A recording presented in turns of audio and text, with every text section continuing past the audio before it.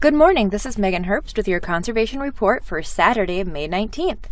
With the weather finally warming up and with people heading out to area lakes and beaches to enjoy some sand and sun, I thought it would be timely to discuss some tips on how to protect Minnesota waters and how to stay safe this summer. The Minnesota Department of Natural Resources recommends that all boaters check their boats, trailers, and equipment for aquatic invasive species before leaving the lake access. Please clean all visible aquatic plants, zebra mussels, and other prohibited invasive species from your watercraft, trailers, and boat-related equipment before leaving any water access or shoreland. Also, drain your boat, live well, and bait containers and leave the plugs out while traveling. Because some invasive species are small and difficult to see at the access, please spray your gear and boat with high-pressure water and rinse with very hot water or dry it for at least 5 days.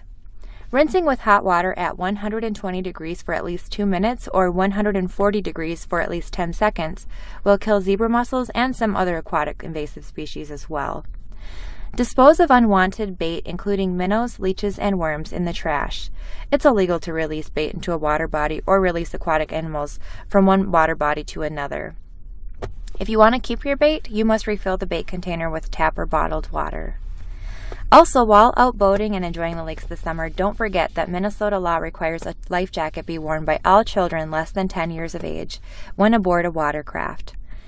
Contrary to many TV shows and the movies, drowning is usually silent. A victim of any age in the process of drowning cannot cry out for help. They just bob up and down in the water, their heads tipped back, mouth wide open, gasping for air, and they are silent. Drowning takes as little as 30 to 45 seconds for a child, and it usually happens when an adult is nearby but doesn't recognize the telltale signs of a child in distress in the water. When buying a child's life jacket, please check for a U.S. Coast Guard approved label and a snug fit. Check the weight and chest size on the label and try the life jacket on your child right at the store. Pick up your child by the shoulders of the life jacket and tell them to raise their arms and relax. The child's chin and ears won't slip through a properly fitting jacket. Do not buy a jacket that is too large, hoping that your child will grow into it. A well-designed life jacket will support the child's head when the child is in the water.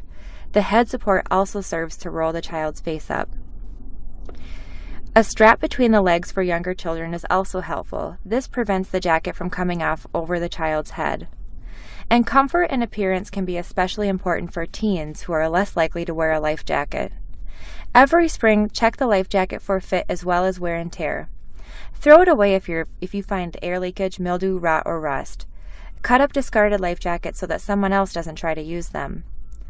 If a child panics in the water and thrashes about, they may turn onto their face, even though a life jacket with a collar is designed to keep them on their back with their face out of the water. Have your child practice wearing a life jacket in the water. This will help prevent panic and rollover. Never cut or alter a life jacket in any way. It will no longer be Coast Guard approved since it may lose its effectiveness. Also, wear your own life jacket to set an example for your child and to enable you to help your child if an emergency occurs. Never use toys like plastic rings, arm floaties, or water wings in place of a life jacket. Some infants are too small for any life jacket, even though the label may say 0 to 30 pounds. In general, babies under 6 months or under 16 pounds are too small for a life jacket to be effective due to the extreme size of their head in relationship to the body mass.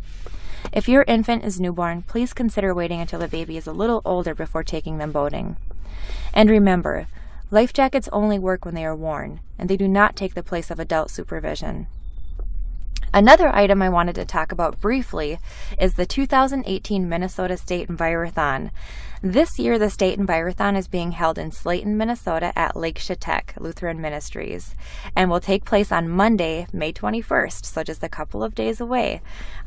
3 schools from Stearns County will be competing in the State Envirothon this year, so that is very exciting. And they are Sartell High School, Albany High School, and St. John's Prep.